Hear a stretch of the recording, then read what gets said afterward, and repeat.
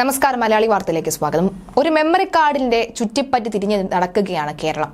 അറിയേണ്ടതുണ്ട് സത്യം. കാരണം കഴിഞ്ഞ കുറെ നാളുകളായി നമ്മൾ എല്ലാവരും ചർച്ച ചെയ്യുന്ന വിഷയം തന്നെയാണ് നടുറോഡിൽ സംഭവിച്ച യദുവും മേയർ ആര്യ രാജേന്ദ്രൻ തമ്മിലുള്ള തർക്കം. ഇതിൽ ആരുടെ ഭാഗത്താണ് സത്യാവസ്ഥ, അല്ലെങ്കിൽ സത്യം ആരുടെ ഭാഗത്താണ് എന്നറിയാൻ വേണ്ടിയുള്ള ഒരൊറ്റ കച്ചിത്തുരുമ്പ് മാത്രമായിരുന്നു CCTVയിലെ മെമ്മറി കാർഡുകൾ. എന്നാൽ CCTV സ്ഥാപിച്ച ഉടമകൾ തന്നെ പറയുന്നു ആ CCTVയിൽ നിന്നും അത്തരമൊരു ദൃശ്യം, അതായത് ഡ്രൈവറിന്റെ ഭാഗത്ത് നിന്നുള്ള ദൃശ്യം നമുക്ക് ലഭിക്കുകയില്ല എന്ന്. എന്നിട്ടും ഇപ്പോഴും മെമ്മറി കാർഡ് കാണാമറിയത്താണ്. ആരൊക്കെയോ മെമ്മറി കാർഡ് എടുത്തു എന്ന് വരുത്തി തീർക്കാനുള്ള ശ്രമം ഒരു വശത്ത് നടക്കുന്നുണ്ടെന്നാണ് ഇപ്പോൾ ഏറ്റവും ഒടുവിലായി വ്യക്തമാകുന്നത്. കാരണം മെമ്മറി കാർഡ് കണ്ടുപിടിക്കാനായി പലതരത്തിലുള്ള നാടകീയ സംഭവ വികാസങ്ങളാണ് കേരളത്തിൽ സംഭവിച്ചുകൊണ്ടിരിക്കുന്നത്. ഒരു ദിവസം അന്ന് രാവിലെ തന്നെ കണ്ടക്ടറിനെ പോലീസ് വീട്ടിൽ നിന്ന് തൂക്കുന്നു. അതിന് പിന്നാലെ തന്നെ സ്റ്റേഷൻ മാസ്റ്റർ ആയിട്ടുള്ള ലാൽ സജീവനെ വീട്ടിൽ പോയി ഒരു കള്ളനെ പിടികൂടുന്നത് പോലെ പിടികൂടുന്നു. പേഴ്സ് എടുക്കുവാനോ അതുപോലെ തന്നെ ഷർട്ട് മാറുവാനോ ഒരു മരുന്ന് കഴിക്കുവാനോ പോലും സമ്മതിക്കാതെ, എന്തിനാണ് തന്നെ പിടിച്ചുകൊണ്ട് പോകുന്നത് എന്ന് പോലും പറയാതെ ഒരു ഗുണ്ടയെ പിടിച്ചുകൊണ്ട് പോകുന്ന പോലെ, അല്ലെങ്കിൽ ഒരു കള്ളനെ പിടിച്ചുകൊണ്ട് പോകുന്ന പോലെ അതേ രീതിയിൽ പോലീസ് വന്ന് തന്നെ പിടിച്ചുകൊണ്ട് പോവുകയായിരുന്നു എന്നാണ് ഇപ്പോഴിതാ ലാൽ സജീവ മാധ്യമങ്ങൾക്ക് നൽകിയിട്ടുള്ള അഭിമുഖത്തിൽ നിന്ന് വ്യക്തമാകുന്നത്. താൻ തന്നെയാണ് ആ മെമ്മറി കാർഡ് ഈ കണ്ടക്ടറിനോട് പറഞ്ഞ് ആ CCTVയിൽ നിന്നും അല്ലെങ്കിൽ ആ ഒരു സിസ്റ്റത്തിൽ നിന്നും മെമ്മറി കാർഡ് എടുത്തത് എന്ന് വരുത്തി തീർക്കാനുള്ള എല്ലാ ശ്രമങ്ങളും നടക്കുകയായിരുന്നു എന്നാണ് പോലീസിന്റെ ഭാഗത്തു നിന്നുള്ള ചോദ്യം ചെയ്യലിനെ കുറിച്ച് ചോദിച്ചപ്പോൾ ലാൽ സജീവ് മറുപടിയായി നൽകിയത്.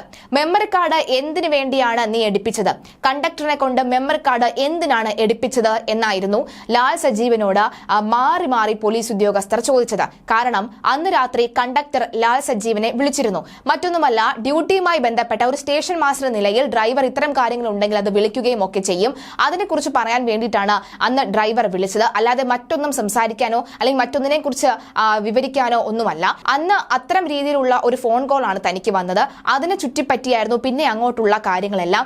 എന്തിനു വേണ്ടിയിട്ടാണ് ഞാൻ ഈ മെമ്മറി കാർഡ് മാറ്റിവെക്കുന്നത് എന്നടക്കമുള്ള ഒരു സംശയം തനിക്കുണ്ടായിരുന്നു. എന്നാൽ ഉച്ചവരെ തന്നെ എന്തിനാണ് ഈ പോലീസ് സ്റ്റേഷനിലേക്ക് കൊണ്ടുവന്നത്, ഏത് പോലീസ് സ്റ്റേഷനിലേക്കാണ് കൊണ്ടുവന്നത് എന്ന് പോലും അറിയാനുള്ള സാഹചര്യമില്ലായിരുന്നു. വളരെ ഭയത്തിൽ, വളരെ പരിഭ്രാന്തിയോടുകൂടിയായിരുന്നു ഭാര്യയും മകനും ഉണ്ടായിരുന്നത്.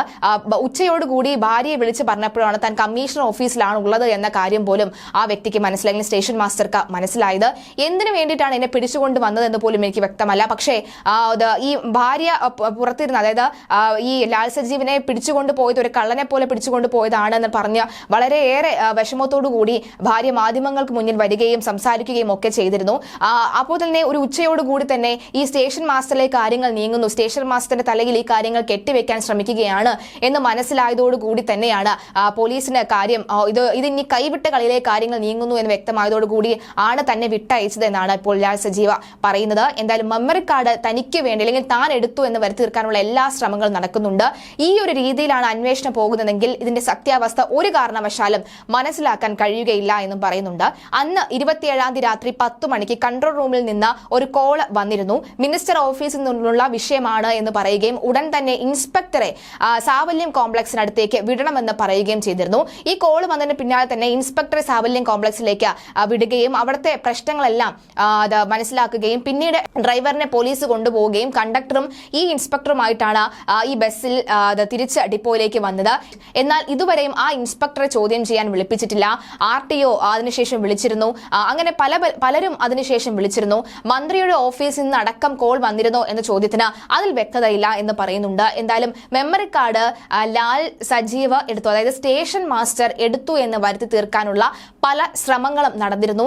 എന്നാൽ അത് 8 നിലയിൽ പൊട്ടുകയായിരുന്നു എന്ന് വേണം പറയാൻ. എന്തായാലും നിലവിലെ സാഹചര്യത്തിൽ മെമ്മറി കാർഡ് ഇനി ലഭിക്കുമോ ഇല്ലയോ എന്നുള്ള കാര്യത്തിൽ സംശയമില്ല. കാരണം ഏറ്റവും ഒടുവിലെ നമുക്ക് മനസ്സിലാക്കാൻ സാധിക്കുന്നത് മെമ്മറി കാർഡ് അല്ലെങ്കിൽ ആ ഒരു CCTV ക്യാമറകൾ സ്ഥാപിച്ച ഉടമസ്ഥർ തന്നെ പറയുന്നു മെമ്മറി കാർഡിൽ യദുവിന്റെ ദൃശ്യങ്ങൾ ലഭിക്കാനുള്ള സാധ്യത കുറവാണ് എന്നുള്ളത്.